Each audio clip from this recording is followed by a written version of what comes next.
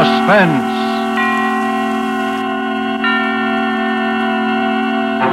Tonight, A Thing of Beauty, starring June Duprez.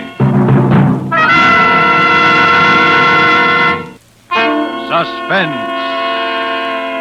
This is the Man in Black, here for the Roma Wine Company of Fresno, California. Tonight, in the absence of Ida Lupino, who was prevented from being with us because of illness, we are fortunate in being able to bring to you as star the actress whose performance in the RKO production, None But the Lonely Heart, has recently won her an award for one of the 10 best of the year, Miss June Duprez. Miss Duprez appears tonight in a drama of crime and passion and punishment, as unfolded in a narrative of a celebrated actress of yesteryear. And so with A Thing of Beauty, and with the performance of June Duprez as Madeleine Tremaine, we again hope to keep you in suspense.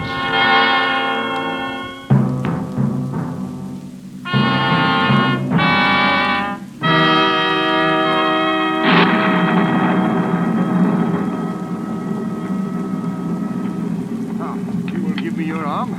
Thank you. I think we shall just miss the storm if we hurry. Rather somber place, isn't it? Oh, it gives her seclusion, and that's all she's ever asked for since she came here. That and what little spiritual comfort I've been able to give her. How long ago was that, sir? That you came here, I mean. 9 years ago in March. But it was long before that she left the stage. Oh, she was nearly 10 years in an institution, a mental disorder. Though it's not her mind that was ever sick, unless I'm mistaken. I do say she's a bit on the eccentric side. Oh, I don't believe in gossip. You'll be her spiritual advisor soon enough when I've retired.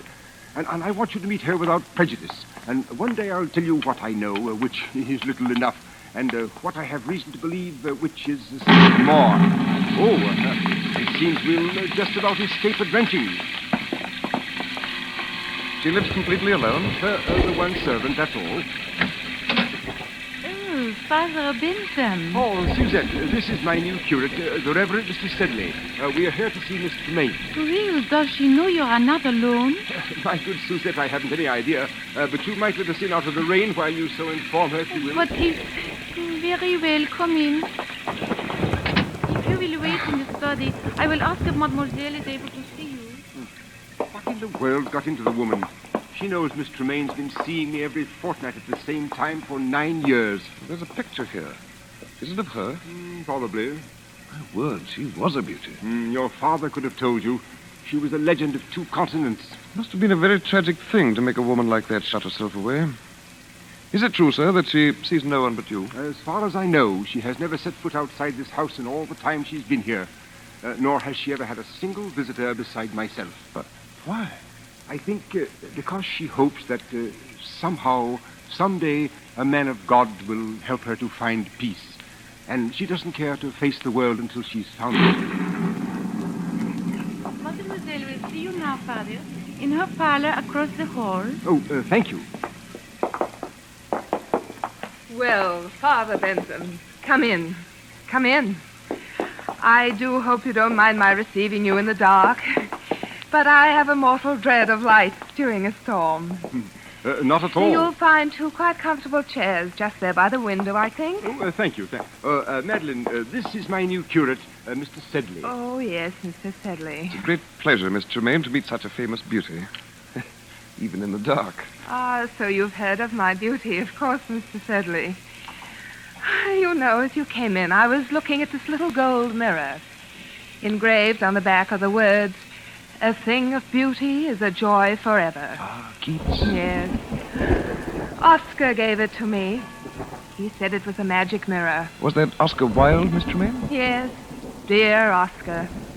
Dear dead days. I suppose you've already heard all the wild tales of my lurid past, Mr. Sedley. Oh, no, Miss Tremaine, I assure you I don't believe that Father Benson has ever caught me in a reminiscing mood, has he, Father? But since you will one day be vicar here, Mr. Sedley, perhaps it would be better if you heard the truth from me. Miss Tremaine, don't think I... Oh, the truth is wild enough. It all began, I suppose, when John Gaylord got me my first speaking part. That was, far too long ago to tell. John and Nell Garrett were the leads, and my part, well, it was one of those obscure little parts that no one pays any attention to until some obscure little actress comes along and makes a start of a career with it. It was then I first experienced what will always be to me in all the range of human feelings, the supreme exaltation when you hear the full, frenzied applause of an audience for you alone.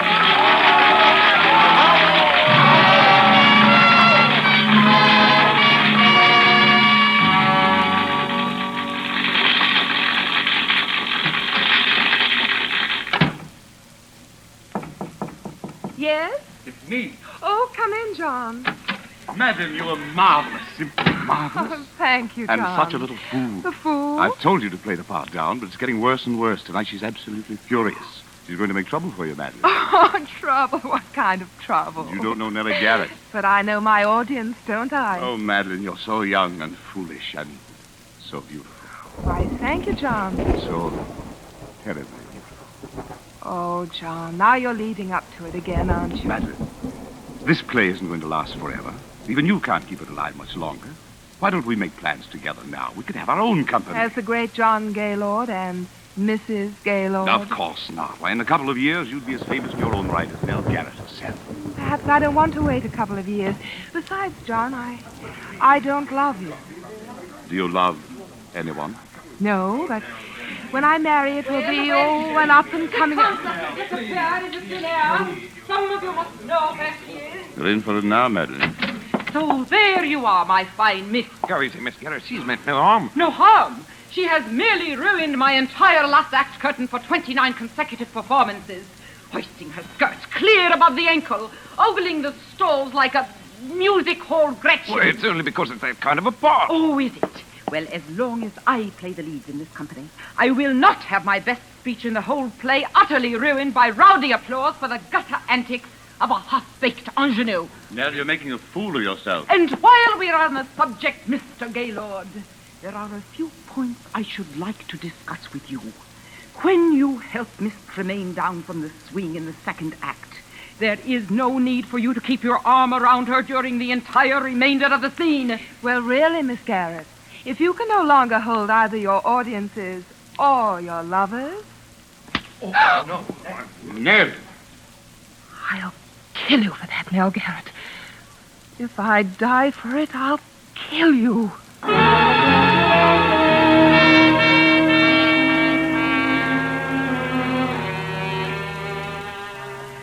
I left the theater and walked aimlessly out into the night, my eyes blinded with the tears.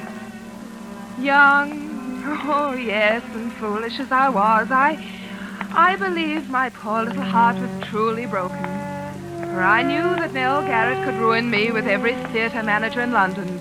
And I knew she would. How long I wandered through those misty streets, or where, or even what I did, I shall never know. But just as dawn was breaking, I found myself, by some odd twist of fate, passing by the lodgings of John Gaylord. On a sudden impulse, I climbed the steps to his door. Madeleine, Hello, John. did anyone see you? See me? Come in. Where have you been? Just walking. Walking. Oh, good Lord, alone? Yes. Why? Don't you know? Yes, John, I'm afraid I do. My career... Your career, oh, my poor child. John, what's the matter? Don't you know that Nell Garrett's been found dead with a knife in her back? Dead? Murdered. John! Police have been looking all over London for you. I've been expecting you here, expecting them here any moment. For me? Of course for you. Me? Madeleine, last night you threatened to kill her in front of a dozen witnesses. Why wouldn't they be looking for you? Oh, no. Madeleine, listen to me, listen to me. Where did you go? What did you do? Didn't anyone see you? Didn't you talk to anyone? No. You've got to tell them something. What can I tell them? Because if you don't, then John! they'll hang you, Madeleine. Please, Madeleine, you've got to think. Try to remember something. I'm so alone. If I only had a friend. You have got a friend, Someone Madeleine, I who know. loved me enough to at least say that they were with me. Who is it? Inspector Phillips, Scotland Yard. Madeleine, in there, quick. The bedroom. John. Don't worry, I'll tell them something. Hurry. Coming. I'm sorry to rouse you at this early hour, sir. Quite all right. Come in. You are Mr. John Gaylord? Yes? Of the Queen's Players Company, Drury Lane? Yes? Can you tell me, Mr. Gaylord, anything of the whereabouts of Miss Madeleine Tremaine? Madeleine Tremaine? Yes. Why, Did you call me, darling? Oh, excuse me. Who is this lady, Mr. Gaylord? Well, who are you? I am from the police, madam. Police? There has been a murder. Miss Nell Garrett of the Queen's Company was found stabbed in her home last night. Nell Garrett? Yes. Do you know her? Why, of course. I'm afraid, madam, that I shall have to ask you for your name. I'm Madeleine Tremaine. I'm so sorry that you find me somewhat in disarray. Miss Tremaine. I'm afraid that I shall also have to ask you to account for your whereabouts after you left the theater last night. Very well. Mr. Gaylord can account for my whereabouts. Well, Mr. Gaylord? why... You see, Inspector, it's a rather delicate matter, because since I left the theater last night, I have been here. Is that true, Mr. Gaylord? Yes. Oh, I see. Is that satisfactory, Inspector? Well, yes. Well, I don't think I need trouble you any further for the moment. I quite understand your position, Inspector. It's a terrible, Yes. terrible thing. Yes. Well, good day to you. Good day. Madeleine. Yes, John? Madeleine, you shouldn't have done it. They'll have the scandal all over every newspaper in the city. A scandal is better than a hanging, isn't it? But there must have been some other way. Now they'll tear you to shreds. They wouldn't have you in anything better than a music hall for the rest of your life. John, there won't be any scandal If what?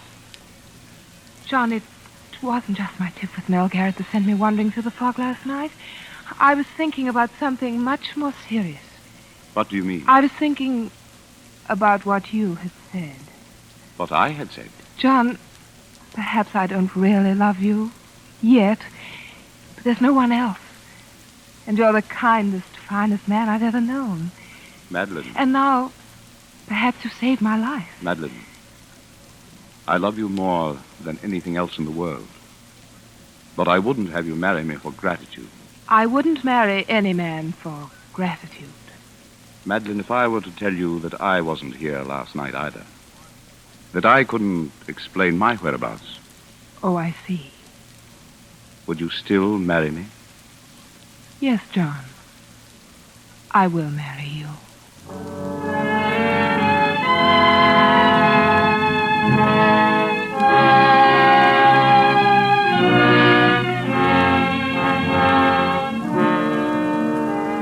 Tonight for Suspense, Roma Wines are bringing you as star Miss June Duprez, whom you have heard in the first act of A Thing of Beauty, a radio play by Robert L. Richards from a story by Elizabeth Heaston. Tonight's tale of Suspense.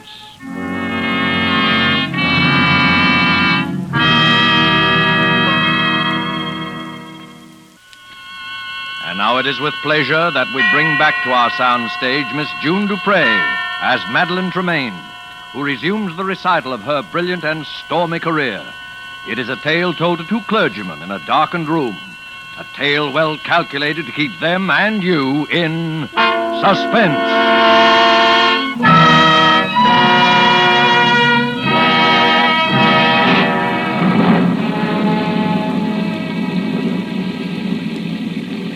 Shall I continue, gentlemen? Oh, yes, please do, Miss Tremaine. It's completely absorbing. Indeed it is. Really? I hope you don't mind the lights turned off. The storm. I suppose perhaps I'm a sort of elemental creature, but I always love to sit here and have it dark when it's stormy outside. Not at all. Well, then, our marriage was a very happy one. Perhaps not entirely in the high tradition of grand passion, but a thoroughly comfortable, civilized relationship until something happened which is so often a tragic feature of wedded life between two stage personalities. For the first 2 seasons, John and I always played together. And then managers began to ask for me, alone. What could I do? I was young and just reaching the peak of my career. John was past his prime in popularity. And so at last he no longer even tried to have a career, but lived along on false hopes and idle dreams and tiresome reminiscences. And took up little hobbies to pass the time away and grew a little stout. It was very difficult for both of us. And then for me came the time and opportunity that every actress dreams of.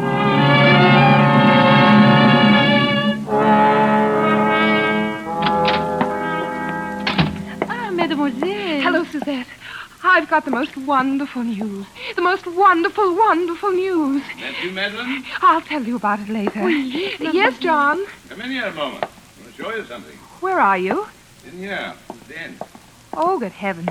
Now what? I thought I'd keep it a secret until I had my first exhibit, but I couldn't wait. I've taken up etching. Etching? Yes. Look, What's that? you. What? It's only the copper plate, of course.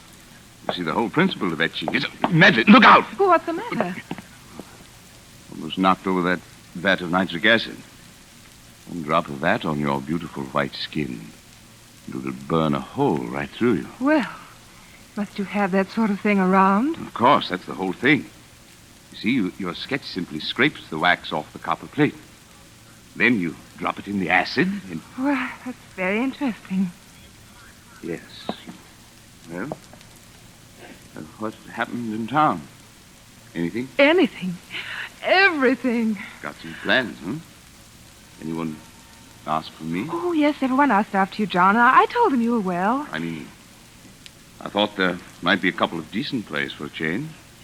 I might consider something. John, how are you on Romeo? Romeo? Yes. You see, Maxwell has finally asked me to do a Shakespeare repertory, and high time, by the way. And I'm starting in Romeo and Juliet. And I Madeleine, why didn't you tell me Romeo? Oh, it'd be a sensation, and it's just the thing I need now, to... John. Oh, I can do it all right. Take off a little weight, brush up on the lines. I've done it before, you know. John. Oh, Madeleine, you're the dearest wife and the best friend a man ever had. You know, lately I've actually wondered sometimes if you might not think I wasn't... Oh, darling. Now, John, don't count too heavily on this. I'm not quite sure yet how things are going to work out. Work out? How else can they work out? But perfectly. Very well. I'd like to begin reading here at home, first thing tomorrow evening.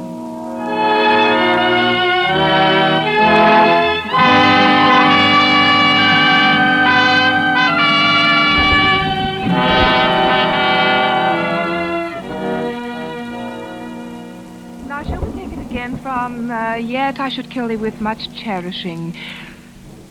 Yet I should kill thee with much cherishing. Good night.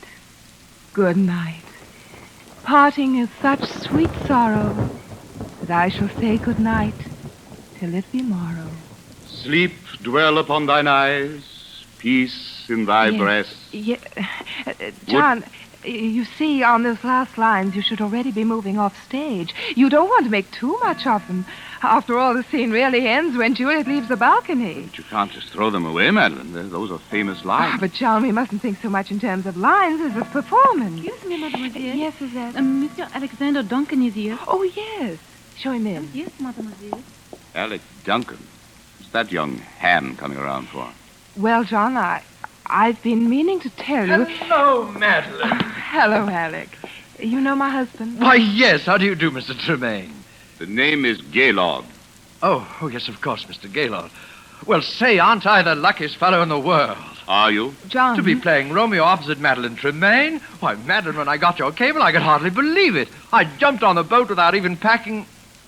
Is something wrong? John, I've been trying to tell you, but I didn't want to hurt your feelings. Well, if I've interrupted anything... It's all right, Alec. John, please don't make a scene. I had to have someone to rehearse with until Alec got here, and I knew you wouldn't be the slightest help to me if you thought... Oh, John, why must you make an issue of it?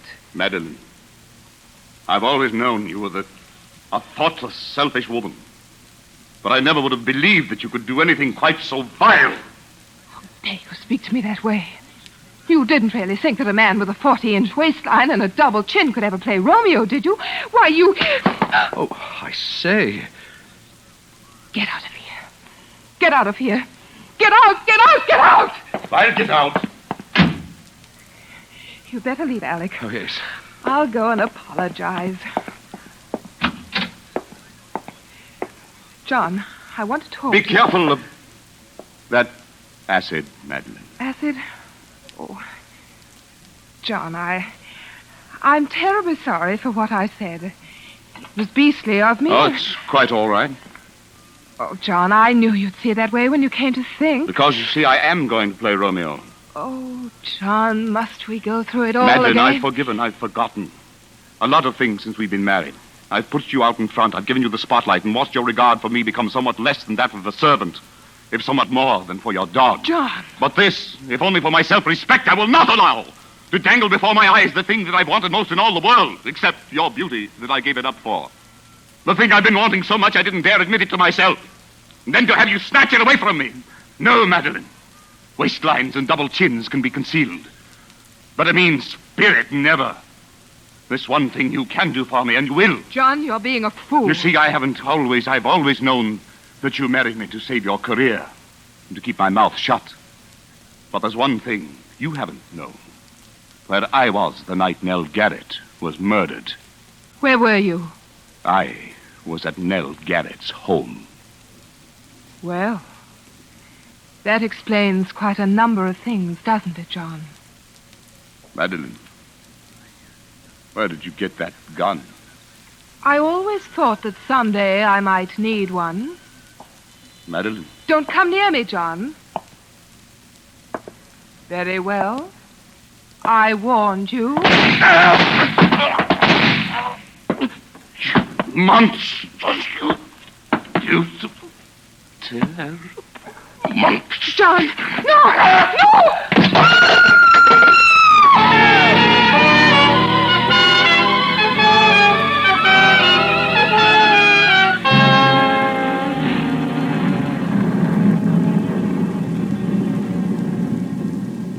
You see, as he sank to the floor, he hurled a bowl of acid at my face. It was a frightful thing. Of course, it was self-defense. I was never even brought to trial. Particularly when I told that it was he who had killed poor Nell Garrett. But I suffered a complete nervous collapse. And I suppose I've never really recovered. And yet Providence always seems kind enough to leave something to be thankful for, even in the worst of tragedies. Because not a single drop of acid ever touched me. I suppose if it had, I should be horribly disfigured to this day. Have I bored you, Mr. Sedley? No. Oh, no, Miss Tremaine. Well, Madeleine, the storm is almost over. I think we'd best push on. Must you? Well, but excuse me for just a moment. Oh, of course. My word. Poor woman. Yes. I say, look here. What? This mirror. It's not a mirror at all. It has a picture pasted in it. The photograph that's in the study. Poor Madeleine. Father Benson, Mademoiselle would like to speak with you a moment before you go. Oh, very well. I'll only be a moment, Sedley. This way, Father. Thank you. Ah, Father. Well, Madeleine? You may turn the lights on, Suzette, as you go. Yes, Mademoiselle. So, that is your young curate, Father Benson. Yes. Do you like him?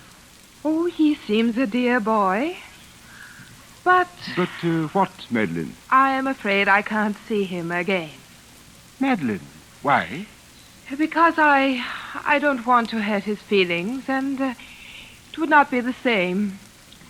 You have been my only true friend in all these years. And when you are gone, I would rather be alone again than... I'm sorry, sir, but Mrs. Stokes is outside. Her little girl is dying, and when she heard you were here, she... Oh, go away. Madeleine. Go away. Both of you. Go away. Go away. Go away. Come, sir. Go away. Good Lord. Poor Madeleine. It was too much for her. Yes. Oh, she killed them both, of course, the woman and her husband. I think I always must have known it. All these years, she's lived a lie. Yes, but that's not the lie that's hurt her. It was the acid. Acid? Didn't you see her face, sir? You forget, my boy, that I am blind. She has no face.